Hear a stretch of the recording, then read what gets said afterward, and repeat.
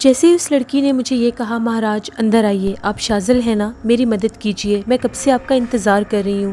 میں بہت زیادہ حیران ہوا، یہ لڑکی مجھے کیسے جانتی ہے۔ تبھی میں کمرے میں گیا تو وہ یہ کہنے لگی میرا نام الکا کماری ہے اور مجھے آپ کے بارے میں خواب آیا تھا۔ میری نانی نے مجھے ایک جاپ دیا تھا اور میری نانی نے یہ کہا تھا کہ جب بھی ہمارے خاندان پر کوئی مصیبت آئے گی تم جاپ کرنا تو تمہیں خواب میں راستہ دکھا دیا جائے گا۔ میں کب سے جاپ کر رہی ہوں اور مجھے کل رات آپ کا چہرہ دکھائی دیا تھا، آپ کا نام بھی بتایا گیا تھا کہ آپ آئیں گے اور میری مدد کریں گے، میری مدد کیجئے شاذل صاحب۔ تبھی میں نے اسے یہ کہا کہ میں تمہاری کیا مدد کر سکتا ہوں، جس پر وہ یہ کہنے لگی مجھے یہاں پر میرے چچا راج رتن نے ان پجاریوں کے ہاتھوں بیچ دیا ہے۔ میں انہیں اپنا چچا سمجھتی تھی، سگا چچا سمجھتی تھی۔ میرے پتا کا بہت بڑا کاٹن کا کاروبار ہے، میرے پتا کو سب کاٹن کنگ کے نام سے جانتے ہیں، بہت سی دنیا کے بہت سے ممالک میں ہماری کاٹن جاتی ہے۔ تو راج رتن چچا نے مجھے راستے سے ہٹانے کے لیے، ساری دولت ہتھیانے کے لیے پتہ نہیں میرے پتا سے کیا کچھ لیا ہوگا، انہوں نے مجھے یہاں پر لا کر پجاریوں کے ہاتھوں بیچ دیا۔ میری مدد کیجیے، مجھے یہاں سے نکال لیجیے، مجھے میرے شہر واپس جانا ہے۔ تبھی میں نے اس سے یہ پوچھا کیا تم جانتی ہو تمہارا شہر کون سا ہے؟ تو وہ بولی میرے شہر کا نام بھوجپور ہے۔ یقیناً میں یہ تو جان گیا تھا کہ دروازے کی دوسری طرف آنے کے بعد میں پاکستان میں نہیں تھا، میں ہمسائے ملک میں تھا، اور یہ ممالک جو تھے یہ شہر جو تھے یہ بھی ہمسائے ممالک کے ہی حصے تھے۔ میں نے اسے کہا ٹھیک ہے، اگر تمہیں میرا راستہ دکھایا گیا ہے، میری شکل دکھائی گئی ہے تو میں تمہاری مدد ضرور کروں گا، ہمیں یہاں سے نکلنا ہوگا، کیا میرے ساتھ چلو گی؟ وہ بولی جی میں بالکل آپ کے ساتھ چلنے کے لیے تیار ہوں۔ وہ لڑکی بہت ہی معصوم تھی، اس کی باتیں بھی معصوم تھی، وہ تو پوری طرح سے شاید اپنے گھر کا راستہ بھی نہیں جانتی تھی۔ تبھی ہم لوگ اس مندر سے رات کے ٹائم نکل پڑے۔ ہم لوگ کافی زیادہ پیدل چلے، اتنا پیدل چلے کہ میرے پاؤں تھکن سے چور تھے، میں نہیں جانتا تھا ہمیں آگے کہاں جانا ہے۔ ہم مندر کے خفیہ راستوں سے نکل کر یہاں تک پہنچے تھے۔ جیسے ہی ہم لوگ ایک میدان میں پہنچے تو وہاں پر ایک درخت کے نیچے 2 گھوڑے دکھائی دیے۔ تبھی الکا بولی ہمیں ان گھوڑوں کی مدد لینی چاہیے شاذل صاحب، ہمیں ان گھوڑوں کی مدد لینی چاہیے۔ مہاراج میری بات کو سمجھیے، اگر صبح ہو گئی تو پجاری مجھے ڈھونڈتے ہوئے یہاں پر آ جائیں گے اور میری زندگی نرک بنا دیں گے، ہمیں ان گھوڑوں کی مدد لینی چاہیے۔ میں نے اسے یہ کہا کہ کیا تم گھوڑ سواری جانتی ہو؟ اس نے یہ کہا کہ سر پر پڑی ہے تو جان بھی جاؤں گی، آپ چلیے۔ تبھی ایک گھوڑے پر میں سوار ہو گیا اور ایک گھوڑے پر الکا سوار ہو گئی۔ دیکھنے میں وہ کسی شاندار خاندان سے لگتی تھی تو یقیناً وہ گھوڑ سواری بھی جانتی ہوگی۔ تبھی اس نے بڑی مہارت کے ساتھ گھوڑے کو چلانا شروع کیا۔ ہم لوگ گھوڑ سواری کرتے کرتے ایک بہت بڑے گھنے جنگل میں آ گئے۔ شاید ہم اس آبادی سے بہت دور تھے جہاں پر وہ مندر اور پجاری تھے۔ ہم لوگ بالکل جنگل کے علاقے میں تھے، یہاں تک کہ سورج کی کرنیں بھی اپنی شکل دکھانے لگی تھی، دن کی روشنی پھوٹنے لگی تھی۔ تبھی میری آنکھیں بوجھل ہو رہی تھیں۔ میں نے الکا سے یہ کہا کیا ہم یہاں پر تھوڑی دیر آرام کر سکتے ہیں الکا؟ جس پر وہ یہ بولی کہ بالکل ہم لوگ یہاں پر تھوڑی دیر آرام کر سکتے ہیں۔ تبھی ہم لوگ گھوڑوں سے نیچے اترے اور وہاں پر ایک درخت کی آڑ میں بیٹھ گئے۔ اس درخت کی چھاؤں میں مجھے بہت سکون محسوس ہو رہا تھا، میری پلکیں بوجھل ہو رہی تھیں۔ ابھی میری پلکیں بوجھل ہی ہو رہی تھیں تو ہمیں گھوڑوں کی چاپ سنائی دی، ایسا لگ رہا تھا کہ ہمارے تعقب میں کوئی پہنچ گیا ہے۔ تبھی ہم نے دیکھا تو کچھ پجاری گھوڑوں پر سوار تھے، شاید وہ ہمیں ہی تلاش کر رہے تھے۔ تبھی الکا نے یہ کہا کہ ہمیں یہاں سے جلدی نکلنا ہوگا، اس سے پہلے وہ ہمیں دیکھ لیں۔ ہم دوبارہ سے گھوڑوں پر سوار ہوئے اور گھنے جنگل کے اندر گم ہو گئے۔ جنگل اس حد تک گھنا تھا کہ وہاں پر سورج کی روشنی بھی نہیں آ رہی تھی۔ تبھی ہم لوگ کافی زیادہ آگے نکل گئے۔ جیسے ہی ہم لوگ آگے نکلے تو وہاں پر ایک بہت گہری گھاٹی تھی۔ الکا نے یہ کہا کہ ہمیں گھوڑوں کو یہی روکنا ہوگا اور یہاں سے پیدل جانا ہوگا ورنہ وہ پجاری ہمیں ڈھونڈ لیں گے۔ تبھی ہم نے گھوڑوں کو وہیں پر روک دیا، اب ہمیں ان کی ضرورت نہیں تھی اور ہم نے پیدل چلنا شروع کر دیا۔ ہم لوگ بہت زیادہ پیدل اس گہری گھاٹی کے اندر آ گئے۔ جیسے ہم لوگ گھاٹی کے اندر آئے تو اس کے آگے سے ایک اور ڈھلوان شروع ہو گئی۔ جب ہم اوپر چڑھے تو وہاں پر ایک بہت بڑا پہاڑ تھا اور وہاں پر ایک بہت بڑا غار نظر آ رہا تھا جس کے آگے بہت لمبی لمبی جھاڑیاں تھیں اور انہوں نے اس کا منہ بند کیا ہوا تھا۔ تبھی الکا یہ کہنے لگی ہمیں اس غار میں جانا چاہیے۔ ہم لوگ اتنا چلے تھے کہ شام ڈھل چکی تھی۔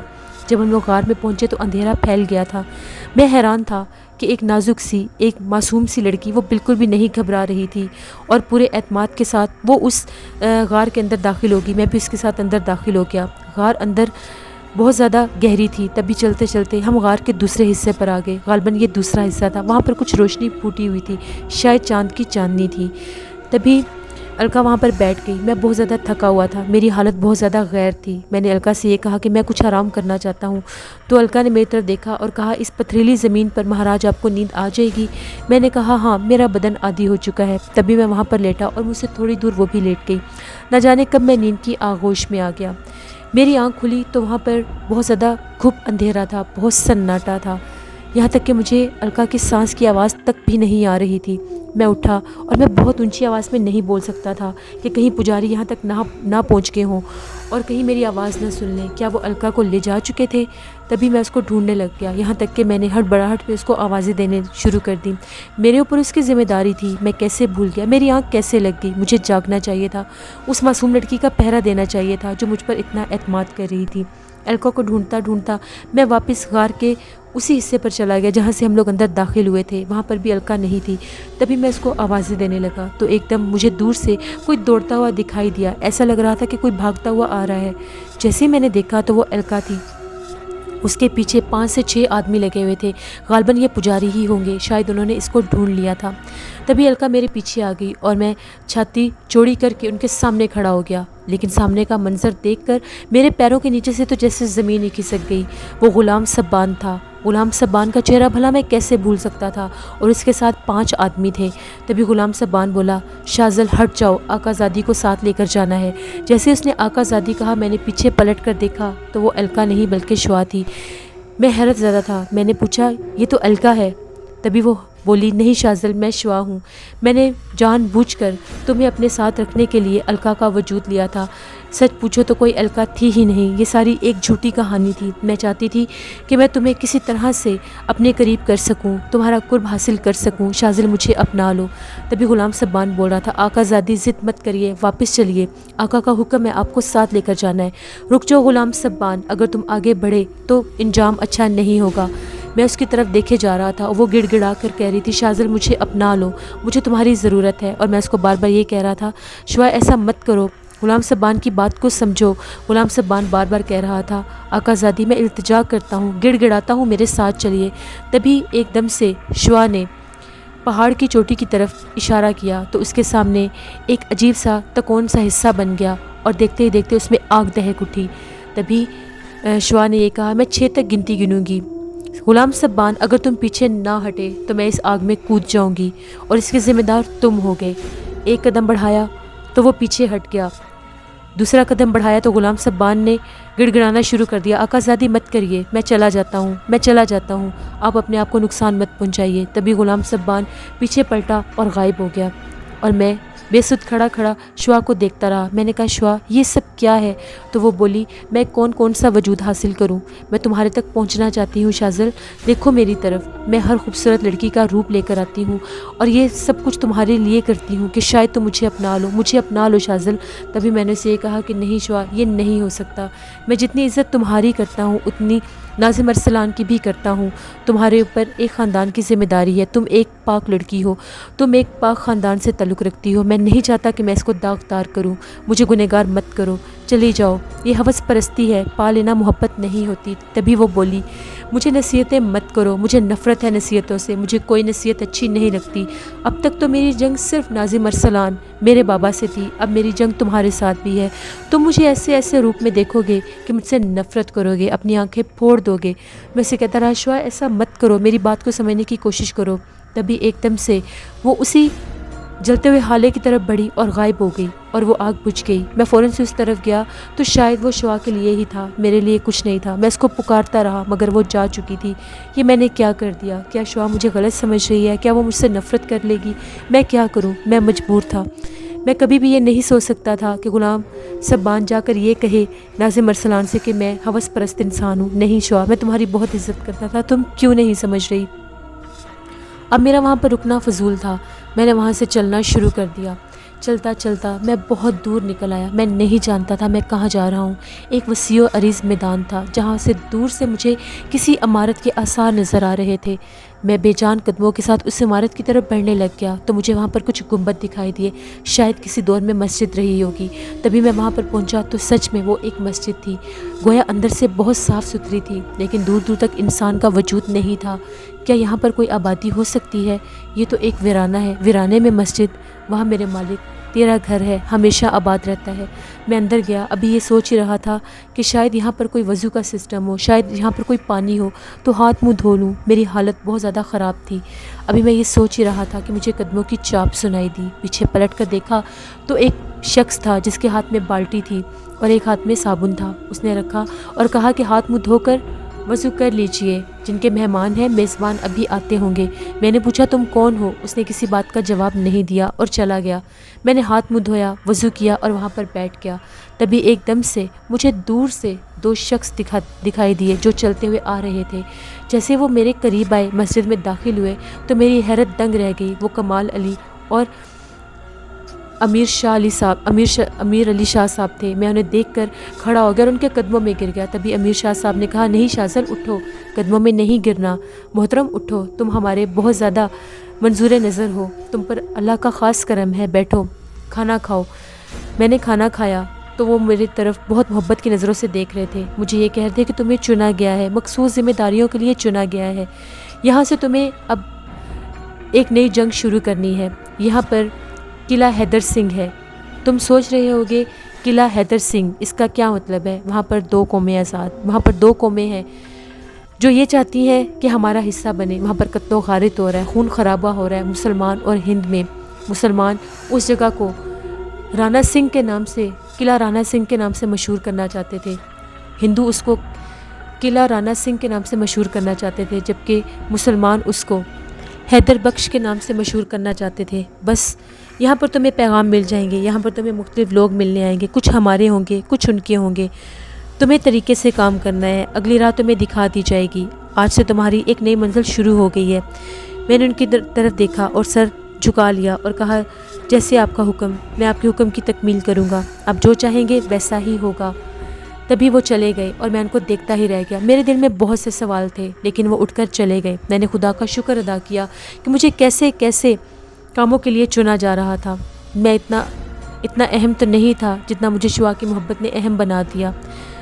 وہ رات میں نے وہیں پر گزاری، بہت پرسکون رات تھی۔ اگلی صبح میں مسجد کے دروازے پر کھڑا تھا، تبھی میں نے دیکھا 5 گھوڑا سوار آ رہے ہیں۔ ان میں سے ایک بالکل آگے ہے اور 4 پیچھے ہیں۔ جو اگلا گھوڑا سوار ہے اس کی بہت بڑی مونچھیں ہیں، سر کے اوپر پگڑی ہے، ماتھے میں تلک لگائی ہوئی ہے۔ دیکھنے میں وہ ایسا لگ رہا تھا کہ شاید کوئی سردار ہے۔ تبھی وہ گھوڑے پر تھا اور مجھے یہ کہنے لگا کون ہو تم اور یہاں پر کیا کر رہے ہو؟ میں نے اسے یہ کہا کہ میں کسی بھی سوال کا جواب ایسے نہیں دوں گا، اگر مہمان بن کے آئے ہو تو میزبانی دوں گا اور اگر میزبان بن کے آئے ہو تو مہمان کے آداب جانو۔ تبھی اس نے اپنے پچھلے گھوڑ سواروں سے یہ کہا کہ تم چلے جاؤ۔ وہ پیچھے ہٹ گئے۔ وہ گھوڑے سے اترا اور میرے پاس آیا اور بولا کہ آپ کون ہیں اور یہاں پر کیا کر رہے ہیں؟ اگر تو آپ یہاں پر کوئی مسافر ہیں تو چلے جائیے، یہاں پر بہت دنگا فساد ہو رہا ہے، آپ نہیں جانتے۔ میں نے اسے یہ پوچھا آپ کون ہیں؟ وہ بولا میرا نام اجے سنگھ ہے اور میں یہاں پر رہتا ہوں۔ یہ جگہ قلعہ حیدر سنگھ کے نام سے مشہور ہے، یہاں پر مسلمانوں میں اور ہندوؤں میں قتل و غارت ہو رہا ہے، ہم لوگ بہت پریشان ہیں۔ تبھی میں نے اسے یہ کہا میں اسی سلسلے میں یہاں پر آیا ہوں، میں آپ کی مدد کرنا چاہتا ہوں۔ اس نے ایک نظر میری طرف دیکھا اور بولا ٹھیک ہے، آپ کل قلعہ حیدر سنگھ آ جائیے، جب آپ وہاں پر آئیں گے تو آپ کو میری حویلی نظر آئے گی، وہاں پر میں آپ کا انتظار کروں گا، میں دیکھتا ہوں آپ ہماری کیا مدد کر سکتے ہیں۔ تبھی اس نے اپنے گھوڑ سواروں کو اشارہ کیا، وہ آئے، گھوڑے پر بیٹھا اور چلا گیا۔ اگلے دن مجھے قلعہ حیدر سنگھ جانا تھا۔ میں مسجد سے نکلا اور قلعہ حیدر سنگھ کی طرف چل پڑا۔ تھوڑی ہی مسافت طے کرنے کے بعد مجھے ایک بستی دکھائی گئی جو کہ شاید قلعہ حیدر سنگھ تھا۔ جب میں وہاں پر داخل ہوا تو سامنے پیلے رنگ کی ٹائلوں سے بنی ایک عمارت تھی، شاید وہ وہی عمارت تھی جو اجے سنگھ کی حویلی تھی۔ جب میں وہاں پر پہنچا تو مجھے بہت عزت اور احترام کے ساتھ ایک گھوڑے سواری پر بٹھا کر اندر لے جایا گیا۔ جب میں اندر پہنچا تو اجے سنگھ میرے استقبال میں کھڑا تھا۔ اس نے مجھے بہت عزت کے ساتھ اپنی حویلی میں لے کر آیا۔ وہاں پر بہت زیادہ نوکر چاکر تھے، بہت بڑی شان و شوکت کی حویلی تھی۔ تبھی مجھے مہمان خانے میں ٹھہرایا گیا۔ اجے سنگھ نے یہ کہا کہ آپ آرام کریے، شام کو آپ سے ملاقات ہوگی، آپ کے لیے ایک سیوک رکھ دیا ہے، کسی بھی چیز کی ضرورت ہو تو آپ اس سے مانگ سکتے ہیں۔ اب وہ جو میرے پاس سیوک تھا اس کا نام تھا گنگا دھر۔ گنگا دھر نے مجھے یہ کہا کہ مہاراج آپ کو کسی بھی چیز کی ضرورت ہو تو مجھے بتائیے گا۔ تبھی تھوڑی دیر کے بعد ایک اور سیوک آیا اور اس نے ایک ٹرے میں فروٹس رکھے ہوئے تھے اور اس کے ساتھ مٹی کے برتن میں دودھ تھا۔ وہ بولا ہم آپ کا دھرم جانتے ہیں، آپ مسلمان ہیں، اس لیے آپ کے لیے خاص مٹی کے برتن میں دودھ لے کر آئے ہیں اور یہ پھل درختوں سے توڑے گئے ہیں، آپ سمجھ گئے ہوں گے۔ تبھی میں نے وہ کھایا۔ گنگا دھر مجھے بہت سی باتیں بتانے لگا۔ گنگا دھر بہت زیادہ بولتا تھا۔ گنگا دھر نے یہ کہا، مہاراج آپ یہاں پر کیوں آئے ہیں؟ یہاں پر تو ہر طرف قتل و غارت ہے، آپ جانتے ہیں یہ جگہ بہت ہی پرسکون تھی، بہت امن اور محبت تھا، مگر جب سے یہاں پر وہ شیطان آیا ہے، اس شیطان کے بعد یہاں پر خون کی ہولی کھیلی جاتی ہے۔ میں نے اسے پوچھا کس شیطان کی بات کر رہے ہو، کیا مطلب؟ وہ بولا دیو سنگھ۔ دیو سنگھ ایک جادوگر تھا، کالی قوتوں کا مالک تھا۔ وہ یہ چاہتا تھا کہ یہاں پر ہم مسلمان اور ہندو آپس میں لڑ لڑ کر مر جائیں اور جتنی بھی جگہ ہے یہاں پر اس کی کالی شکتیوں کی ایک نگری بن جائے۔ جیسے اس نے دیو سنگھ کا نام لیا میں چونک پڑا، کیونکہ میں گجراج سے مل کر آ چکا تھا، وہ بھی ایک ایسا ہی شیطان تھا جو کالی نگری بنانا چاہتا تھا۔ تبھی میں نے گنگا دھر سے پوچھا مجھے صحیح بات بتاؤ، ساری بات بتاؤ۔ تو گنگا دھر بولا، صاحب یہاں آبادی سے دور اس کا استھان ہے جہاں پر وہ کالی شکتیوں کے کام کرتا ہے، وہاں اس کے پاس بہت سی اسیبی قوتیں ہیں، یہاں تک کہ اس نے میری دھرم پتنی کو بھی نہیں چھوڑا۔ میری دھرم پتنی بھی اس کے اسیب کا شکار ہے، وہ ہر رات گھر سے نکل جاتی ہے، وہ اس کی داسی بنی ہوئی ہے اور مجھے تو پہچانتی بھی نہیں۔ میرا بہت دل چاہتا ہے کہ میں اس کو جان سے مار دوں، پر میں مجبور ہوں، میں چاہ کر بھی اس کو نہیں مار سکتا۔ تبھی میں نے گنگا دھر کو سمجھایا، وہ اپنے ہوش میں نہیں ہے، وہ اس کے کنٹرول میں ہے، تمہیں صبر کرنا ہوگا، وقت خود سمجھا دے گا۔ تبھی مجھے کچھ سمجھ آنے لگی کہ یہاں پر کیا کھیل کھیلا جا رہا ہے۔ ان دونوں کو آپس میں لڑانے والا کوئی اور نہیں، وہ شیطان دیو سنگھ تھا جو یہ چاہتا تھا کہ یہ انسان آپس میں لڑ مر جائیں اور یہاں پر ایک شیطانی آبادی، ایک شیطانی قوت جنم لے اور اس جگہ کو ناپاک کالی نگری بنا دیا جائے۔ ابھی کچھ وقت گزرا ہی تھا، گنگا دھر کو میں نے کہا تم جا سکتے ہو، مجھے بھی کسی چیز کی ضرورت نہیں ہے۔ گنگا دھر چلا گیا۔ تھوڑی ہی دیر کے بعد رات ہو چکی تھی، رات کا کھانا لیے ایک عورت آئی، وہ ایک لڑکی تھی۔ جیسے ہی کمرے میں آئی اس کا چہرہ دیکھ کر میں حیران ہو گیا۔ وہ اندر آئی، اس کا سلیقہ اور پہناوا دیکھ کر مجھے لگ نہیں رہا تھا کہ یہ کوئی ہندو مذہب سے ہے۔ اس نے سر پر دوپٹہ اوڑھا ہوا تھا اور اس کا چہرہ بہت ہی زیادہ پرکشش تھا۔ میں نے اتنا سنجیدہ چہرہ، اتنا خوبصورت چہرہ کبھی نہیں دیکھا تھا۔ اس نے کھانا رکھا تو کہا اس کو کھا لیجئے۔ میں نے کہا کہ تم کون ہو؟ بولی میں یہاں کی نوکرانی ہوں۔ میں نے پوچھا تمہارا نام کیا ہے؟ وہ بولی حمیدہ۔ میں چونک پڑا، حمیدہ کیا تم مسلمان ہو؟ وہ بولی جی مسلمان ہوں۔ تو تم ایک ہندو کے گھر میں کام کرتی ہو؟ جی میرے بابا نے کہا ہے کہ مجھے یہاں پر کام کرنا ہے۔ تم یہاں پر کیوں کام کرتی ہو جبکہ وہ جانتے ہیں کہ یہ تو کسی ہندو کا گھر ہے؟ جی یہاں سے کچھ خبریں لے کر کنور فاروق علی کو دینی ہوتی ہیں۔ کنور فاروق علی بھی بالکل اجے سنگھ کی طرح ایک بہت بڑے ذمہ دار تھے، جو مسلمانوں کے خیر خواہ تھے، جو مسلمانوں کے پیروکار تھے۔ یہی دو بڑی قوتیں تھیں جو قلعہ حیدر سنگھ میں آباد تھیں، جن کے درمیان دنگا فساد ہو رہا تھا۔ میں ساری خبریں لے کر اپنے بابا کو دیتی ہوں اور وہ کنور فاروق علی کو دیتے ہیں۔ میں نے کہا ٹھیک ہے۔ تبھی وہ وہاں سے چلی گئی۔ اس نے میری کسی بات کا کوئی جواب نہیں دیا۔ پتہ نہیں اس میں ایک عجیب سی کشش تھی۔ اس کو دیکھ کر میں نے اس کو روکنا چاہا، جیسے میں باہر نکلا تو وہ کہیں غائب ہو گئی۔ عجیب سی بات تھی، وہ کون تھی؟ رات گزر گئی، میں نے کھانا کھایا، صبح ہوئی تو اجے سنگھ آ گئے۔ اجے سنگھ میرے سے بہت ہی زیادہ اپنائیت سے بات کرتے تھے۔ وہ بار بار یہ پوچھ رہے تھے کہ آپ کو یہاں پر کوئی تکلیف تو نہیں ہے؟ دیکھیے شاہزل، آپ کوشش کریے اور کنور فاروق علی کو یہ بات سمجھائیے کہ یہاں پر دنگا فساد ضروری نہیں ہے۔ مذہب چاہے جو بھی ہو، دھرم چاہے جو بھی ہو، خون تو سرخ ہی ہوتا ہے، خون کا رنگ تو ایک ہی ہے، پھر کیوں یہاں پر لڑائی جھگڑے کیے جا رہے ہیں؟ وہ کہتے ہیں کہ ہم قلعہ حیدر سنگھ میں مسلمانوں کا مذہب لانا چاہتے ہیں، جبکہ ہم لوگ پہلے یہاں پر بہت خوش رہتے تھے۔ پھر دیو سنگھ کی وجہ سے یہاں پر قتل و غارت شروع ہو گئے۔ وہ ایک شیطانی قوتوں کا مالک ہے۔ میں نے اسے یہ کہا کہ ٹھیک ہے، میں کوشش کروں گا کہ کنور فاروق علی کو بھی جا کر مل سکوں۔ تبھی اجے سنگھ نے کہا مجھے کچھ کام ہے، میں چلتا ہوں، آپ کو کسی چیز کی ضرورت ہو تو بتا دیجیے گا۔ میں وہاں پر بہت آرام میں تھا۔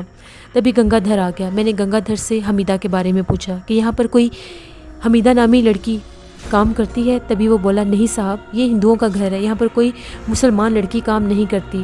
میں نے اسے یہ کہا کہ شاید مجھے نام سننے میں غلطی ہوئی ہو، میں اس کا حلیہ بتاتا ہوں۔ جب میں نے حلیہ بتایا تو وہ بولا نہیں صاحب، یہاں پر ایسی کوئی نوکرانی نہیں ہے، آپ کو کوئی غلط فہمی ہوئی ہوگی۔ اب یہ حمیدہ کون تھی؟ مجھے کچھ سمجھ نہیں آ رہی تھی۔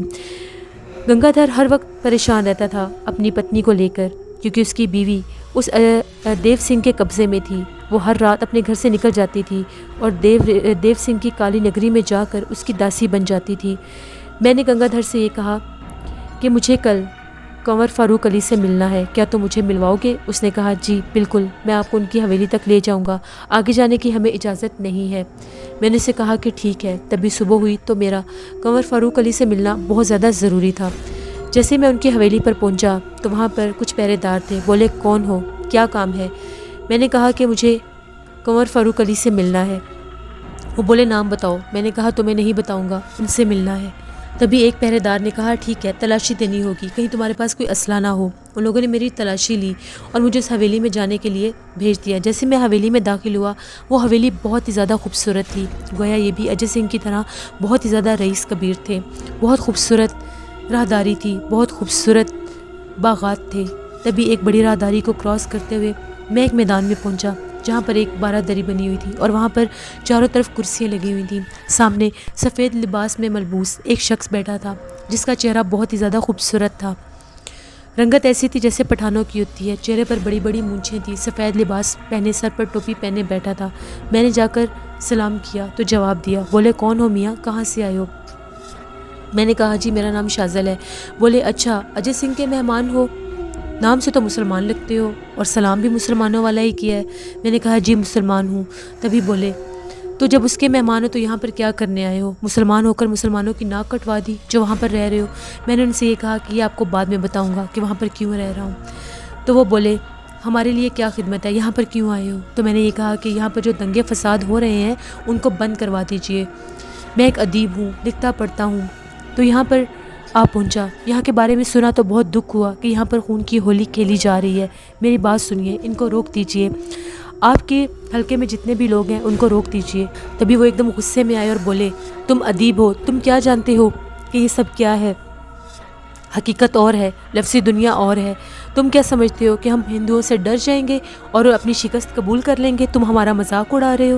میں نے کہا نہیں، میں آپ کا مذاق نہیں اڑا رہا، آپ آنکھیں کھول کر دیکھیں، آپ اس حویلی میں محفوظ ہیں، لیکن باہر کے جو لوگ جو زندہ مار دیے جا رہے ہیں، جو فاقہ کشی کر رہے ہیں، جو ڈر کے مارے گھر سے نہیں نکل سکتے، ان کے بارے میں سوچئے۔ تو وہ بولے ہم کیا کریں، جیتے ہیں یا مرتے ہیں جو بھی ہو۔ میں نے کہا نہیں، وہ آپ کی رائے ہے، آپ ان کے سرپرست ہیں، آپ کا حق بنتا ہے کہ آپ اس خون خرابے کو روکیے، میری بات کو سمجھنے کی کوشش کیجئے۔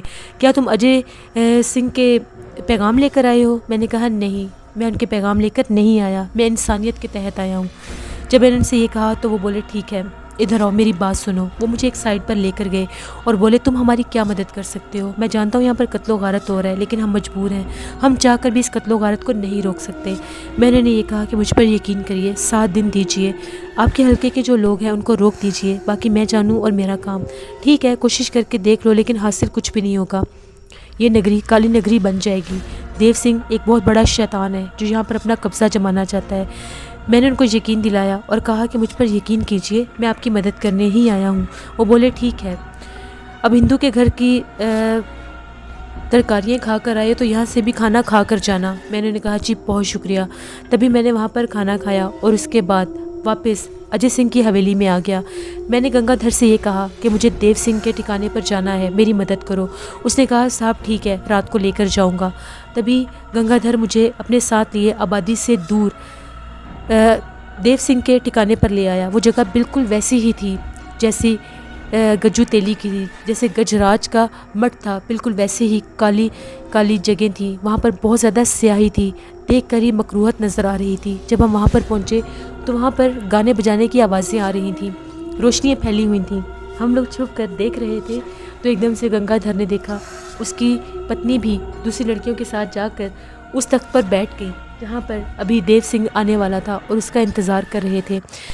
گنگا دھر کی آنکھوں میں خون اتر آیا اور وہ بولا دیکھیے یہ میری پتنی ہے جو مجھے پہچان بھی نہیں رہی۔ ابھی ہم لوگ دیو سنگھ کے آنے کا انتظار کر رہے تھے، تبھی ہمیں اپنے پیچھے سے کسی کے آنے کی آہٹ محسوس ہوئی۔ جب پیچھے پلٹ کر دیکھا تو وہ کوئی اور نہیں بلکہ دیو سنگھ تھا۔ اس کا چہرہ بہت ہی زیادہ بھیانک تھا، بہت بڑی بڑی مونچھیں تھیں، بہت بڑا قد تھا، سیاہ کلر کا تھا اور اس کے جسم پر ایسے بال تھے جیسے کسی ریچھ کے جسم پر بال ہوتے ہیں۔ بولا مہمان چھپ کر یا چوری نہیں آتے، اندر آ جائیے، ان کو اندر لے کر آئیے۔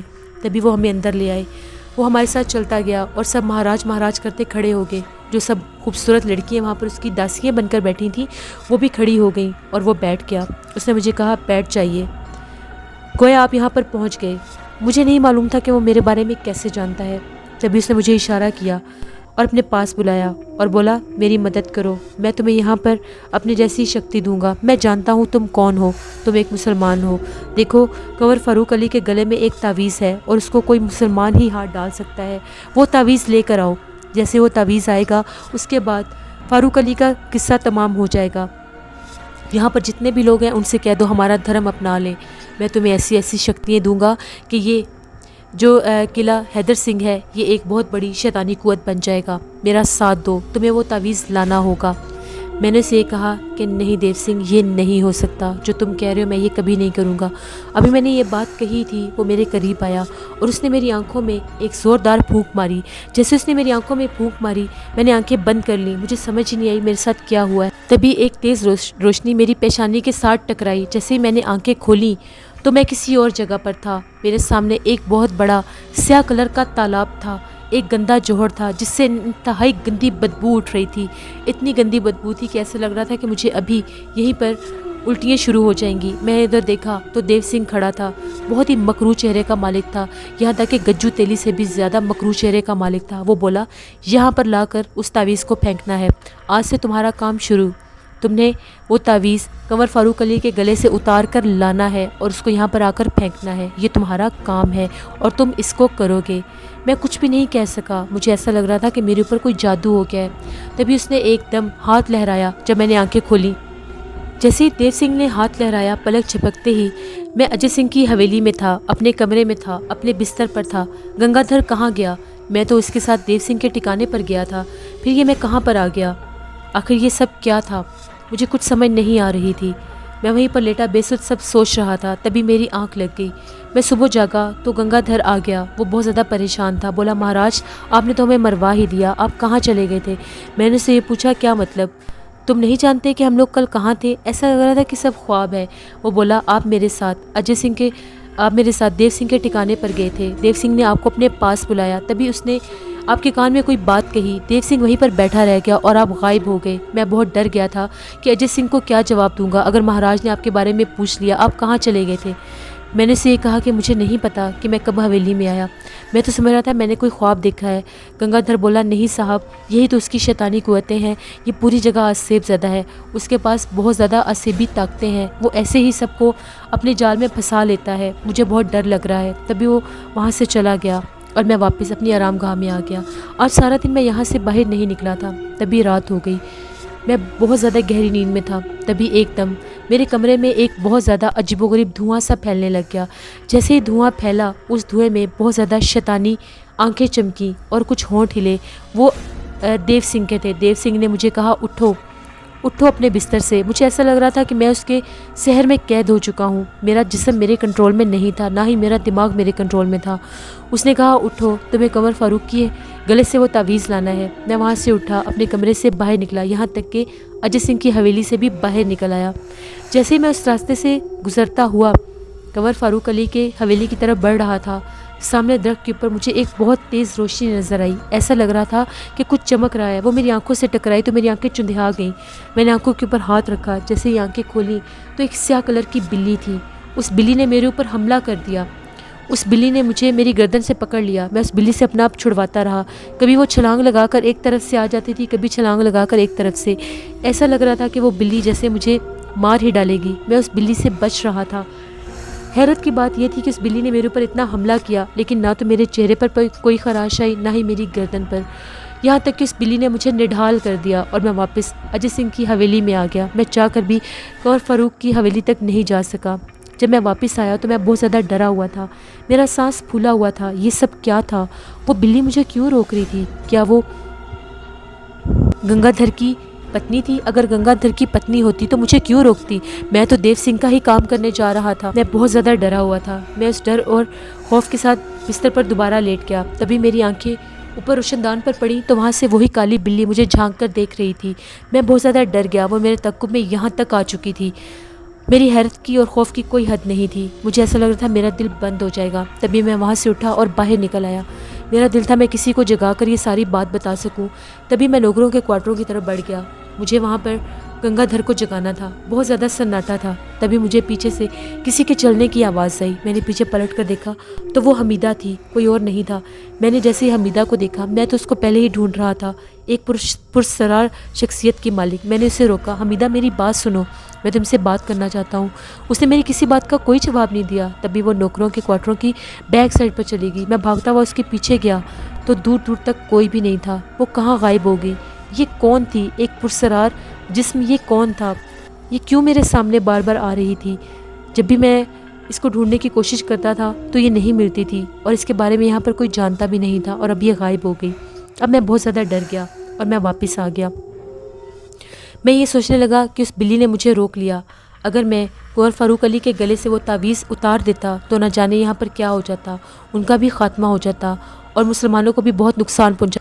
یا اللہ، تو نے مجھے بہت بڑا گناہ کرنے سے روک لیا۔ شاید میں دیو سنگھ کے جادو میں پھنس گیا تھا۔ وہ بہت شیطانی انسان تھا۔ اب مجھے یہاں پر نہیں رکنا چاہیے۔ اگر وہ کالی بلی مجھے نہ روکتی تو شاید میں یہ گناہ کر جاتا۔ یا اللہ، تو نے میری مدد کی، یعنی ابھی بھی میرے رہنما میرے ساتھ تھے، میرے ساتھ مدد تھی، جو انہوں نے مجھے روک لیا، ایک گناہ کرنے سے روک لیا۔ اب میرا یہاں پر رکنا مناسب نہیں تھا۔ اگر میں یہاں پر رکا تو اسی طرح سے دیو سنگھ اپنے جادو کا شکار کر کے مجھ سے یہ گناہ کروانا دے۔ مجھے یہاں سے نکلنا ہوگا۔ تبھی میں راتوں رات اجے سنگھ کی حویلی سے نکل پڑا۔ مجھے نہیں پتا تھا میں کہاں جا رہا ہوں۔ میں بہت دور نکل آیا، یہاں تک کہ آبادی سے بھی دور نکل آیا۔ میں اتنا شدید تھک گیا تھا کہ مجھے کچھ سمجھ نہیں آ رہی تھی کہ مجھے کہاں جانا ہے۔ تبھی دن کی روشنی پھوٹنے لگی۔ مجھے سامنے ایک پگڈنڈی سی نظر آئی۔ اس پگڈنڈی کے ساتھ ایک درخت تھا۔ میں وہاں پر جا کر بیٹھ گیا۔ میں سونا چاہتا تھا۔ مجھے بہت سخت نیند آ رہی تھی۔ میری پلکیں بوجھل ہو رہی تھیں، جسم تھکن سے چور تھا۔ ابھی میری آنکھ لگے کچھ دیر ہی ہوئی تھی کہ مجھے ایک دم سے گھوڑوں کے چلنے کی آواز آنے لگی۔ میں نے آنکھیں کھولی تو دور سے ایک گھوڑا سواری چلتی ہوئی آ رہی تھی۔ وہ میرے پاس آ کر رکی۔ اس کے اندر ایک آدمی بیٹھا ہوا تھا جس کے اگلے دانت سونے کے تھے، عجیب و غریب لباس پہنے، سر پر ٹوپی پہنے بولا، شہزاد صاحب آئیے، میری مدد کیجئے، شکر ہے آپ مجھے مل گئے۔ یہ بات سننے کی دیر تھی، مجھے حیرت کا جھٹکا لگا۔ میں نے کہا کہ تم کون ہو اور مجھے کیسے جانتے ہو؟ وہ بولا، 3 دن سے خواب آ رہا ہے کہ آپ اس درخت کے نیچے اس پگڈنڈی کے پاس مجھے ملیں گے، میری مدد کریں گے، میری مدد کیجئے، میں بہت مجبور ہوں، خدارا میرے ساتھ آئیے۔ میں نے اسے کہا کہ آپ کو کوئی غلط فہمی ہوئی ہے۔ اس نے کہا نہیں، آپ کا نام شاذل ہے نا؟ میں نے کہا ہاں، میرا نام شاذل ہے۔ آخر میرے بارے میں سب کو خواب کیسے آ جاتا ہے؟ اب یہ کیا نئی کسوٹی تھی؟ میں اس کے ساتھ اٹھا، اس کی گاڑی میں بیٹھا اور وہ گھوڑا سواری چل پڑی۔ تبھی وہ ہمیں کافی دور لیے ایک حویلی میں آئی۔ وہ حویلی بظاہر بہت بڑی تھی۔ جیسے ہی گھوڑا گاڑی اندر داخل ہوئی تو دور دور تک ویرانے پھیلے ہوئے تھے۔ ایسا لگ رہا تھا کہ کوئی شیطانی حویلی ہے، کوئی آسیبی حویلی ہے۔ تبھی دولت بیگ بولا، یہ میرا گھر ہے، یہاں پر دیو سنگھ نے اپنی شیطانی قوتوں کے ذریعے اس کو آسیب زدہ کر دیا ہے۔ میرے بچے بہت زیادہ تکلیف میں ہیں، میری بیٹی اس کے قبضے میں ہے، میری مدد کیجئے، میری مدد کیجئے۔ میں نے اسے یہ کہا کہ میں آپ کی مدد کیسے کر سکتا ہوں؟ مجھے کچھ سمجھ نہیں آ رہی تھی۔ میں تو خود دیو سنگھ سے بھاگ کر آیا تھا۔ یہ سب آخر کیا تھا؟ کیا دیو سنگھ نے ان کو بھی اپنے جادو کا شکار کیا ہوا تھا؟ میں نے اسے کہا کہ ٹھیک ہے، اگر یہاں تک آ گیا ہوں اور آپ کو میرے بارے میں خواب آیا ہے تو ضرور کوئی رہنمائی بھی ہوگی۔ تبھی وہ مجھے اپنے ساتھ لیے حویلی کے اندر داخل ہوا۔ حویلی اندر سے بہت خوبصورت تھی۔ تبھی اس نے میرے لیے ایک کمرہ منتخب کیا اور کہا کہ یہاں پر آرام فرمائیے، یہاں پر آپ کی ضرورت کی ہر چیز ہے، اس کے علاوہ اگر آپ کو کچھ اور چاہیے تو ہم آپ کو وہ بھی دیں گے۔ دولت بیگ بھی بالکل اجے سنگھ اور کنور فاروق علی کی طرح بہت زیادہ رئیس کبیر تھا۔ میں اس کمرے میں بیٹھا۔ تبھی تھوڑی دیر کے بعد ایک نوکر چائے کے برتن لے کر آیا۔ اس نے چائے رکھی۔ میں نے اس سے پوچھا، دولت بیگ کہاں ہے؟ تو وہ بولا، کون دولت بیگ؟ میں نے کہا کہ تمہارا مالک۔ وہ بولا، کون مالک؟ میں کسی مالک کو نہیں جانتا۔ عجیب انسان تھا۔ تبھی وہ باہر نکل گیا۔ میں نے چائے کی طرف دیکھا تو چائے کے برتن بالکل خالی تھے۔ کیا خالی برتن لے کر آیا ہے؟ عجیب انسان ہے۔ تھوڑی دیر کے بعد دولت بیگ آ گیا اور بولا، اہل خانہ کو خوشخبری سنا کر آیا ہوں کہ مدد آ گئی ہے۔ ابھی میں آپ نے چائے پی لی؟ میں نے آگے ہو کر جب دیکھا تو میں نے کہا کہ نہیں، چائے تو تھی ہی نہیں۔ ایک نوکر آیا تھا، عجیب و غریب طرح کی جگہ ہے۔ اس نے کہا کہ ہمارے ساتھ یہاں پر روز یہ واقعات ہوتے ہیں، آپ ابھی نئے ہیں، آپ کو عجیب لگیں گے، یہاں پر ایسا ہی ہوتا ہے، رکیے میں آپ کے لیے خود چائے لے کر آتا ہوں۔ میں نے کہا نہیں بیگ صاحب، رہنے دیجیے، مجھے ضرورت نہیں ہے۔ تبھی وہ بولا، میں اپنی بیٹی کو بلا کر لاتا ہوں، میری بیٹی کا نام شمائل ہے، وہ اسی دیو سنگھ کے شیطانی قوتوں کا شکار ہے، میری مدد کیجیے، میرے بچوں کو بچا لیجیے، ہم لوگ بہت اذیت میں ہیں، ہم لوگ اس جگہ کو چھوڑ بھی نہیں سکتے۔ جیسے ہی اس کی بیٹی آئی، اس کو دیکھ کر میں پتھرا کے رہ گیا۔ اتنی خوبصورت تھی، اتنی خوبصورت تھی، ایسے لگ رہا تھا کہ جیسے دنیا پر کوئی حور ہے۔ وہ آ کر بیٹھ گئی، عجیب نظروں سے میری طرف دیکھ رہی تھی۔ نہ چاہتے ہوئے میں نے اس کو دیکھا اور کہا کہ آپ ٹھیک ہے؟ اس نے میری کسی بات کا کوئی جواب نہیں دیا۔ تبھی دولت بیگ باہر نکلا میرے لیے چائے لینے کے لیے۔ تبھی میں نے اس لڑکی سے کہا آپ میرے سے مدد چاہتی ہیں؟ وہ بولی کیسی مدد؟ میں نے اسے یہ کہا کہ آپ کے والد صاحب دولت بیگ نے کہا ہے کہ آپ کسی آسیب کا شکار ہیں۔ وہ بولی کیسا آسیب؟ کوئی آسیب نہیں ہے، اگر میرے بارے میں جاننا چاہتے ہو تو رات کو 12 بجے حویلی کے پچھلے حصے میں آ جانا، تو میں ساری سچائی بتا دوں گی۔ یہ کہہ کر وہ کمرے سے باہر نکل گئی۔ میں ہکا بکا دیکھتا رہ گیا کہ یہ سب کیا ہے، میں کس جگہ پر آ گیا ہوں، یہ کون سی جگہ ہے؟ تبھی دولت بیگ آ گیا۔ دولت بیگ نے کہا ابھی تھوڑی دیر کے بعد آپ کے لیے کھانا آ جائے گا، آپ آج رات سے ہی کام شروع کر دیجئے، ہماری مدد کیجئے۔ میں نے اسے کہا ٹھیک ہے، رات کو میں اس حویلی کا سارا جائزہ لوں گا، آپ سب اپنے کمروں میں رہیے گا، نوکروں کو بھی ہدایت کر دیں کہ وہ بھی کمروں میں رہیں۔ دولت بیگ نے کہا جی ٹھیک ہے۔ تبھی دولت بیگ باہر نکل گیا۔ تھوڑی دیر کے بعد ایک عجیب و غریب سا ایک اور نوکر آیا، اس کے ہاتھ میں کھانے کے برتن تھے، وہ لا کر اس نے ٹیبل پر رکھ دیے۔ مجھے بھوک لگی ہوئی تھی، جیسے ہی میں ہاتھ دھو کر آیا کہ میں کھانا کھاتا ہوں، میں نے ڈرتے ڈرتے دسترخوان کے اوپر سے جیسے ہی کپڑا ہٹایا اور برتن اٹھائے تو اگلا منظر دیکھ کر میری جان نکل گئی۔ اس میں ایک برتن میں 6 چھپکلیاں تھیں جو ایک شوربے میں تیر رہی تھیں۔ میں دیکھ کر ڈر گیا، میں نے ان کو سائڈ پر کر دیا، شاید یہ جگہ کچھ زیادہ ہی آسیب زدہ تھی۔ تبھی میں وہاں سے باہر نکلا، وہاں پر بہت زیادہ پرسرار سناٹا تھا، ایسا لگ رہا تھا کہ جیسے میں کسی پرسرار قبرستان میں پھر رہا ہوں۔ یہ لوگ یہاں پر کیسے زندگی گزارتے ہوں گے؟ اگر یہاں پر کوئی انسان آئے تو اس گوشے میں 5 منٹ بھی نہ رکے اور اس کا دل پھٹ جائے۔ ابھی میں ناداریوں میں چلتا چلتا کمروں کے آگے سے گزر رہا تھا، تبھی ایک ایک کر کے ہر کمرے کی لائٹ بجھتی جا رہی تھی۔ شاید میرے قدموں کی چاپ سن کر سب ڈر گئے تھے۔ تبھی ایک دم ایک کمرے کا دروازہ کھلا، سامنے دولت بیگ کھڑا تھا۔ دولت بیگ نے کہا آئیے میرے کمرے میں آئیے اور یہاں کا منظر دیکھیے۔ میں حیران ہو گیا، اس کے کمرے میں اتنی روشنی۔ دولت بیگ کے کہنے پر جب میں اس کے کمرے میں آیا تو اس کا کمرہ اندر سے عجیب و غریب طرح کا تھا۔ پھٹا ہوا فرش تھا، پھٹی ہوئی دیواریں تھیں، کالے رنگ کی سیاہ دیواریں، پھٹے ہوئے چھت، جگہ جگہ پر گڑھے تھے، وہاں پر کوئی کرسی، کوئی پلنگ، کچھ بھی نہیں تھا۔ جیسے میں نے پیچھے پلٹ کر دیکھا تو دولت بیگ کی جگہ دیو سنگھ کھڑا تھا، وہی مکروہ شکل، وہی مکروہ چہرہ۔ دیو سنگھ نے بولا ہاں بھائی، ہمیں دھوکہ دے کر نکلے تھے نا، تم کیا سمجھے تھے تم ہمارا کام نہیں کرو گے اور آسانی سے بچ کر چلے جاؤ گے؟ تم یہاں؟ ہاں میں یہاں، یہ میرا گھر ہے، دیکھو کیسا جال بن کر تمہیں یہاں پر لے کر آیا ہوں۔ اب میں چاہوں تو تمہاری زندگی کا خاتمہ کر دوں۔ تم نے میرا کام نہیں کیا، تمہیں کہا تھا کہ تعویذ لا کر دو، اس کے بدلے میں تمہیں انعام ملتا۔ اس داسی کو دیکھا ہے نا جو بہت خوبصورت تھی؟ تبھی اس نے تالی بجائی تو جو شمائل لڑکی تھی جو دولت بیگ کی بیٹی تھی وہ اندر آئی، اس کا نام امنتا تھا۔ اس نے بولا امنتا ادھر آؤ، تمہیں قبول ہے یہ لڑکا؟ امنتا میرے پاس آئی اور بولی مہاراج کی بات مان لیجئے اور جائیے کنور فاروق علی کے گلے سے وہ تعویذ لے آئیے، یہ بہت زیادہ شکتی شالی ہیں، اس کی بات مان لیجئے۔ تبھی میں نے اسے کہا کہ میں لعنت بھیجتا ہوں تم پر اور تمہاری خوبصورتی پر، تم جیسی 1000 بھی آ جائیں تو میں تمہارے اوپر تھوکنا بھی پسند نہیں کروں گا۔ اور دیو سنگھ تم چاہے تو میرا سر قلم کر دو، میں کبھی بھی مسلمانوں کے خلاف نہیں جاؤں گا۔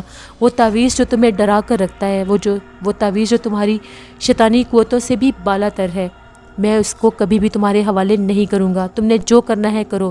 تبھی دیو سنگھ کی آنکھیں انگارے گلنے لگ گئیں، اس نے ایک دم اپنے منہ سے ایک عجیب و غریب طرح کی پھونک نکالی اور دور دیوار میں آگ بھڑک اٹھی۔ مجھے ایسا لگا کہ جیسے وہ کمرہ ایک دم سے جہنم بن گیا ہے، اس کے شیطانی کہہ کے ہوا میں گونجنے لگ گئے۔ تبھی ایک دم سے اسی جلتی ہوئی دیوار کو ایک دم سے جیسے دھماکہ سا ہوا اور وہ دیوار پھٹ گئی۔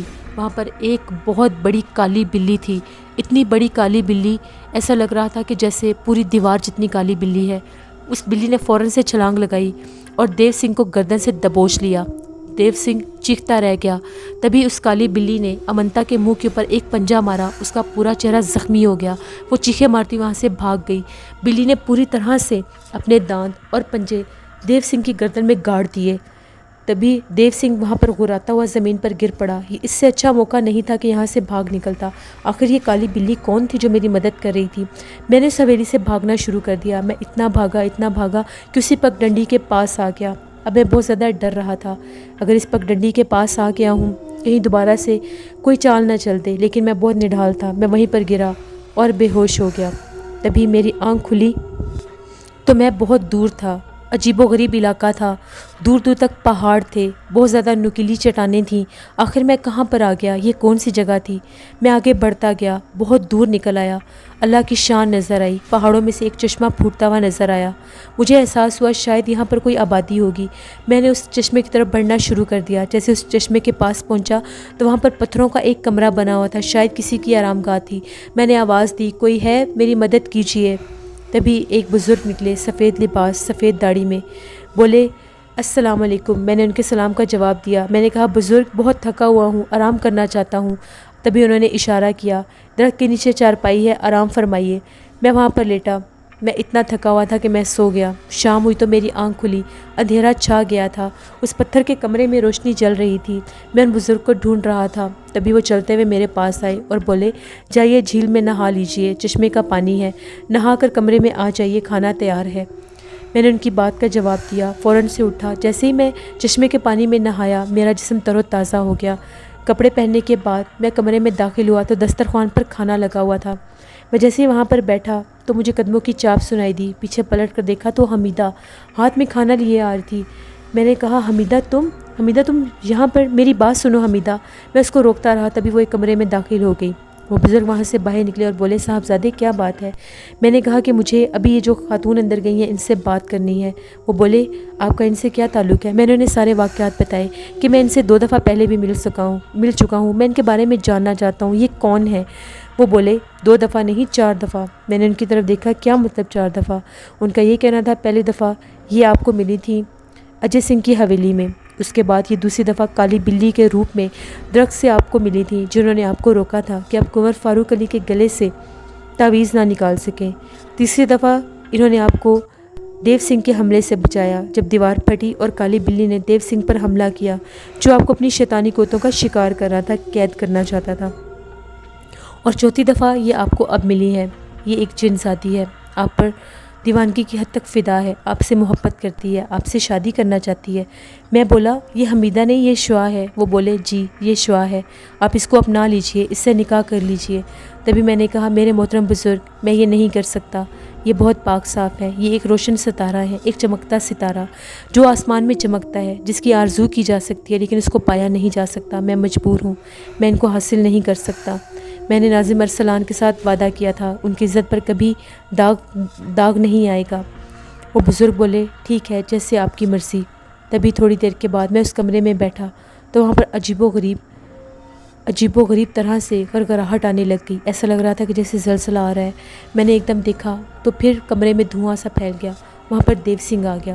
دیو سنگھ یہاں پر بھی پہنچ گیا۔ دیو سنگھ بولا تم کیا سمجھتے تھے مجھے دھوکہ دے کر نکل پڑو گے؟ میں یہاں تک بھی پہنچ گیا ہوں، میں تمہیں زندہ نہیں چھوڑوں گا۔ اس جگہ پر تو صرف وہ لوگ آ سکتے ہیں جن کے پاس بہت سی شکتیاں ہیں۔ تم کون ہو؟ بتاؤ مجھے تم کون ہو؟ میں تو تم سے اپنا کام کروانا چاہتا تھا، تم نے اپنا کام شروع کر دیا۔ آخر وہ کالی بلی کون تھی جس نے میرے اوپر حملہ کیا؟ کس کی جرأت ہوئی میرے اوپر حملہ کرنے کی؟ بتاؤ تم کون ہو؟ میں نے اسے یہ کہا کہ میں اللہ کا بندہ ہوں، تمہیں جو کرنا ہے کر لو، میں تمہارا کام نہیں کروں گا۔ تبھی اس نے یہ کہا کہ آج تجھے اپنی شکتی دکھاتا ہوں، دیکھ ابھی تیرا کیا حال ہوگا۔ تبھی اس نے ایک دم سے ہوا میں ہاتھ لہرائے تو چاروں طرف آگ بھڑک اٹھی، اتنی آگ تھی جس کا حساب نہیں۔ تبھی میں نے بسم اللہ الرحمن الرحیم پڑھنا شروع کر دیا۔ جیسے میں نے بسم اللہ پڑھ کر آنکھیں بند کی، فضا میں اس کے خوفناک کہکے گونج رہے تھے۔ دیکھتے ہی دیکھتے وہ شعلے مدھم ہو گئے، وہ شعلے میرے قریب تک بھی نہ آ سکے۔ دیو سنگھ دیکھ کر حیران ہو گیا۔ وہ بولا یہ کیسے ممکن ہے؟ یہ کیسے ہو سکتا ہے؟ یہ شعلے کیسے بھڑک گئے؟ تم کیسے زندہ ہو؟ میں نے اسے یہ کہا کہ میرے پاس ایمان کی طاقت ہے۔ تبھی اس نے کہا ٹھیک ہے، ابھی تمہاری طاقت کا اندازہ لگ جائے گا۔ تبھی اس نے پھر ہوا میں ہاتھ لہرائے تو زمین سے کھولتا ہوا پانی نکل آیا۔ میں نے پھر سے اسی طرح سے بسم اللہ الرحمن الرحیم پڑھنی شروع کر دی اور میں ہوا میں لہرا رہا تھا، وہ پانی مجھے چھو بھی نہیں سکا۔ دیو سنگھ ایک بار پھر ہکا بکا رہ گیا۔ تبھی اس نے ایک دم سے ہاتھ لہرایا تو ہم لوگ اس کے ٹھکانے پر پہنچ گئے تھے جہاں سے میں آیا تھا۔ میں دوبارہ سے قلعہ حیدر سنگھ میں تھا۔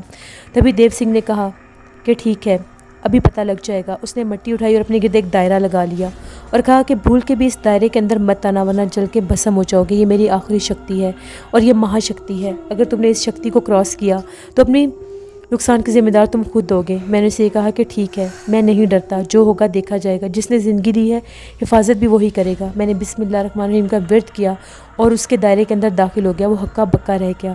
اس نے کہا یہ کیسے ممکن ہے؟ پاپی ہے تو، پاپی تو نے میری ساری شکتیاں ختم کر دیں، تو کون ہے؟ میں نہیں جانتا تو کون ہے، آج تک کسی کی ہمت نہیں ہوئی میرا مقابلہ کرنے کی، تو کون ہے؟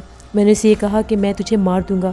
وہ بولا تیرا ستیہ ناس، تو کون ہے؟ چل آ میرے ساتھ جسمانی مقابلہ کر، اگر تو جیت گیا تو جیت تیری، اور اگر تو ہار گیا تو ہار تیری۔ میں نے اسے کہا ٹھیک ہے۔ تبھی اس نے ایک دم سے میرے اوپر چھلانگ لگا دی۔ میں سوچ بھی نہیں سکتا تھا کہ وہ مجھے مارے گا۔ تبھی ایک دم گھمسان مقابلہ شروع ہو گیا۔ مجھے بالکل بھی یقین نہیں تھا کہ میرے اندر کیسی طاقت تھی، مجھے ایسی لڑائیوں کا بالکل بھی تجربہ نہیں تھا۔ میں نے دیو سنگھ کو اتنا مارا کہ وہ نڈھال ہو گیا۔ میں نے اس کے پیٹ میں اتنے گھونسے مارے کہ وہ زمین پر گر گیا۔ اس نے بہت کوشش کی اٹھنے کی، لیکن اٹھا نہیں جا رہا تھا۔ وہ گھرگھراتی آواز میں بول رہا تھا، تو جیتا، میں ہارا، میں تجھے مان گیا ہوں، تو نے مجھے شکست دے دی، میں اس سنسار سے جا رہا ہوں، میری آخری خواہش ہے، میں شکست کے ہاتھوں اس زمین پر گرے ہوئے نہیں مرنا چاہتا، مجھے ایک دفعہ سہارا دے کر کھڑا کر دے، میں اس سنسار سے جا رہا ہوں۔ مجھے یہ لگا کہ مرتے ہوئے کی یہ خواہش پوری کر دینی چاہیے۔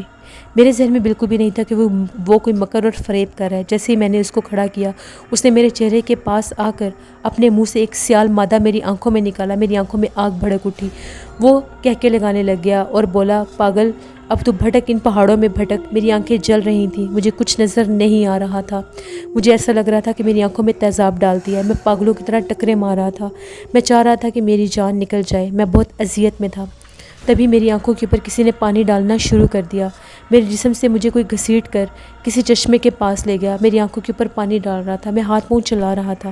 تبھی وہ جلتی ہوئی آگ مدھم ہو گئی۔ میں نے دیکھا تو سامنے حمیدہ کھڑی تھی۔ میں نے کہا، حمیدہ تم، میری بات سنو۔ میری آنکھیں ٹھنڈی ہو چکی تھیں۔ میرے جسم میں کسی بھی چوٹ یا درد کا کوئی اثر نہیں تھا۔ اس نے مجھے پھر بچا لیا۔ میں نے اسے کہا، میری بات سنو۔ میں دوبارہ سے اسی پتھر کے کمرے میں تھا۔ جب میں وہاں پر گیا تو زمین کے اوپر دیو سنگھ پڑا تھا۔ اس کی ٹانگیں ٹوٹی ہوئی تھیں، بازو کٹے ہوئے تھے۔ میں اس کو دیکھ کر حیران رہ گیا کہ یہ سب کیا ہے۔ تبھی اس کے جسم میں ایک نیزہ تھا۔ اس نے مجھے کہا کہ میں نے شکست مان لی، میں ہار گیا، تم جیت گئے، تمہاری قوت مجھ سے زیادہ تھی، دیو سنگھ مر گیا۔ میں حمیدہ کو ڈھونڈتا رہا، وہ کہیں بھی نہیں تھی۔ میں وہیں پر گرا اور میری آنکھیں بند ہو گئیں۔ جب میری آنکھیں کھلیں تو میں اس پگڈنڈی کے پاس تھا۔ میں نڈھال تھا، میرا حلیہ بہت زیادہ خراب تھا، جسم کے کپڑے پھٹے ہوئے تھے۔ ایک گھمسان لڑائی لڑی تھی میں نے۔ تبھی میں نے دیکھا پھر سے ایک گھوڑا سواری رکی۔ اس میں کنور فاروق علی تھے۔ وہ بولے، شاذل صاحب آپ کہاں تھے؟ محترم آئیے، آپ نے بہت بڑا کارنامہ سر انجام دیا ہے۔ آپ نے قلعہ حیدر سنگھ کو اس شیطانی پاپی دیو سنگھ سے بچا لیا ہے۔ آئیے، ہمیں خدمت کا موقع دیجیے۔ مجھے لگا کہ شاید یہ بھی کوئی دولت سنگھ کی طرح نیا چھل ہوگا، لیکن میں مجبور تھا۔ میں اس کی گھوڑا گاڑی میں بیٹھ گیا۔ تبھی گھوڑا سواری اس کی حویلی میں رکی تو مجھے یقین ہو گیا، نہیں، یہ تو کنور فاروق کی ہی حویلی ہے۔ تبھی اس نے یہ کہا کہ آپ نہا لیجئے، اپنا حلیہ درست کر لیجئے، اس کے بعد آپ سے ملاقات ہوگی۔ میں نہایا، حلیہ درست کیا، میری بہت خدمت کی گئی۔ سب وہاں پر موجود تھے۔ اجے سنگھ بھی موجود تھا۔ سب نے مجھے بہت عزت اور بہت کرامت بخشی اور یہ کہا کہ آپ نے بہت بڑا کارنامہ سر انجام دیا ہے۔ اتنی چھوٹی سی عمر میں آپ نے اتنے بڑے شیطان کا مقابلہ کیا، آپ کوئی عام انسان نہیں ہے۔ دیکھیے ہر جگہ پر اب محبت ہے۔ میں نے پوچھا، دیو سنگھ کا کیا ہوا؟ اس کا یہ کہنا تھا کہ گنگا دھر کی پتنی نے ساری بات بتائی کہ کس طرح سے آپ نے دیو سنگھ کا مقابلہ کیا۔ اس کی جو اماج گاہ تھی، اس کا جو شیطانی ٹھکانہ تھا، وہ جل کر راکھ ہو چکا ہے، بھسم ہو چکا ہے، سب کچھ ختم ہو چکا ہے، اس کی شیطانی اثرات ختم ہو گئے ہیں۔ جو بھی لوگ اس کے زیر اثر تھے، اس کے اسیب کا شکار تھے، سب ٹھیک ہو گئے ہیں۔ اب ہر طرف امن اور محبت ہے۔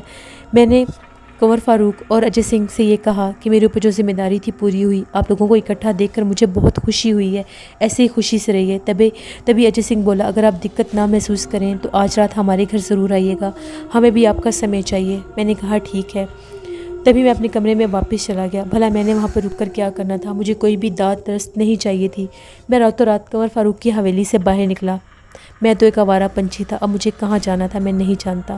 تبھی چلتا چلتا میں ایک چٹان پر پہنچ گیا۔ جیسے میں اس چٹان پر پہنچا تو وہاں پر ایک عجیب و غریب غار تھی۔ اس غار کے پاس پہنچا تو وہاں پر خوشبو مہک رہی تھی۔ وہ جگہ پوری صاف اور شفاف غار میں نے کبھی نہیں دیکھی تھی۔ اتنی خوبصورت خوشبو تھی، شاید اس در و دیوار سے آ رہی تھی۔ وہ غار روشن تھی۔ میں نے کہا کہ یہاں پر ساری زندگی گزار دوں گا، یہ بہت خوبصورت جگہ ہے، یہیں پر ساری زندگی گزار دوں گا۔ بھلا مجھے اور کہاں جانا ہے؟ تبھی میں نے کہا کہ مجھے آس پاس بھی جائزہ لے لینا چاہیے کہ باقی کے حصے کیسے ہیں۔ دوسری غار میں گیا، وہاں پر خوشبو نہیں تھی، گویا یہ خوشبو صرف پہلی غار سے ہی آ رہی تھی۔ وہاں سے باہر نکلا تو آگے کا منظر دیکھ کر میری جان نکل گئی۔ ایک بہت گہری کالی گھاٹی تھی، شاید انسانی نظر دیکھ کر ہی چکرا جائے۔ میں ڈر کے واپس آ گیا۔ میں نے یہ کہا کہ قرب و جوار کا علاقہ بھی دیکھ لینا چاہیے۔ تبھی میں غار کے پاس سے گزرا تو ایک آہٹ محسوس ہوئی، یہ اسی غار سے آ رہی تھی جہاں سے خوشبو مہک رہی تھی۔ مجھے لگا وہاں پر کوئی ہے۔ میں اندر گیا، میں نے پوچھا کون ہے؟ اندر جا کر دیکھا تو دسترخوان بچھا ہوا تھا، اس کے اوپر کھانے لگے ہوئے تھے، ساتھ پانی رکھا ہوا تھا۔ میں بیٹھ گیا، حیرت زدہ ہو گیا، یہ کھانا یہاں پر کس نے رکھا ہے؟ میری عادت نہیں تھی کھانا دے کر اس پر ٹوٹ پڑنا، کیونکہ پہلے میں یہ دیکھتا تھا یہ حلال ہے یا حرام ہے، تب کھانے کے نزدیک جاتا تھا۔ تبھی پیچھے سے آواز آئی، کھا لو، میں نے رکھا ہے۔ میں نے پیچھے پلٹ کر دیکھا تو وہ حمیدہ تھی۔ میں نے بولا حمیدہ تم؟ وہ بولی حمیدہ نہیں، شوا، تمہاری شوا۔ شاذل دیکھو میں نے کتنے جسم لیے، تمہیں کوئی بھی نہیں روپ پسند آیا تو مجھے بتا دو تمہیں کون سا روپ چاہیے، میں اس روپ میں تمہارے سامنے آؤں گی۔ شاذل مجھے اپنا لو۔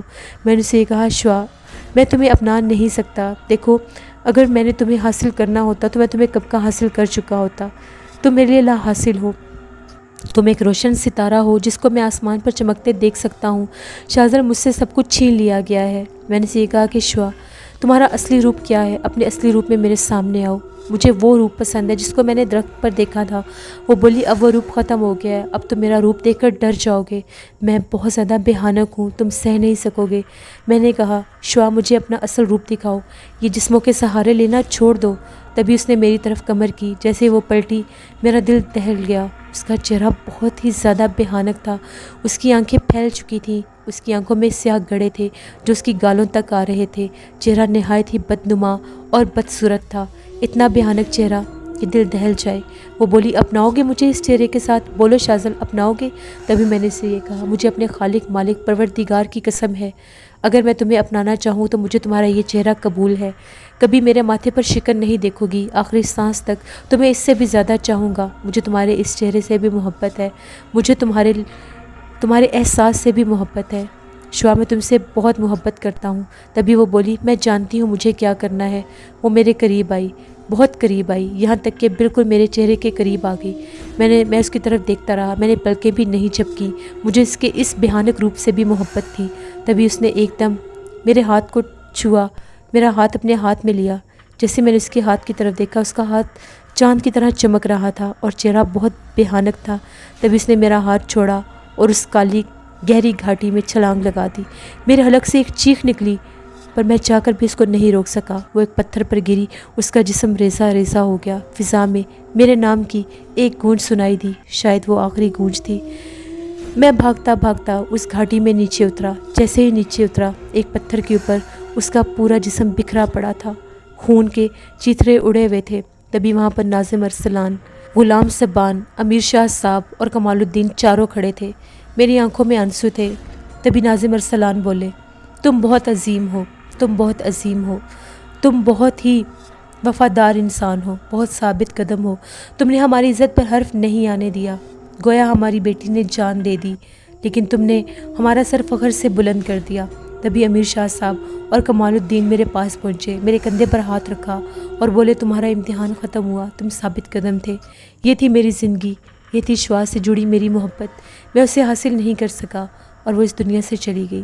اس کی آنکھیں آج بھی مجھے نظر آتی ہیں، آج بھی راوی کے دریا پر 14ویں کی چاند کی رات کو جب میں جا کر بیٹھتا ہوں تو میری محبوبہ کی آنکھیں مجھے فضاؤں میں نظر آتی ہیں۔ آج بھی ہر چاند کی 14 تاریخ کو راوی کی سرد لہروں میں جب جا کر بیٹھتا ہوں تو اس کا احساس مجھے محسوس ہوتا ہے۔ یہ میری زندگی تھی، میری محبت تھی ایک جن زادی سے، جس کو میں نے ہمیشہ پاک اور صاف رکھا۔ اب میری زندگی میں کیا ہے میں یہ نہیں بتا سکتا، یہ سیگا راز تھا، میری کہانی ختم شد۔ لسنرز، یہ تھی جن زادی ناول کی last episode, special episode. I hope آپ لوگوں کو پسند آئی ہوگی، اپنا فیڈ بیک مجھے ضرور دیں۔ انشاءاللہ اس کے بعد میں جو ناول لے کر آؤں گی آپ لوگوں کو بہت پسند آئے گا۔ جن لوگوں نے ابھی تک میرے اس چینل کو سبسکرائب نہیں کیا، میرے چینل کو سبسکرائب کریں اور میرے چینل کا حصہ بنیں۔ انشاءاللہ بہت جلد نیکسٹ ناول میں سٹارٹ کر دوں گی۔ Thank you for watching, stay blessed, اللہ نگہبان۔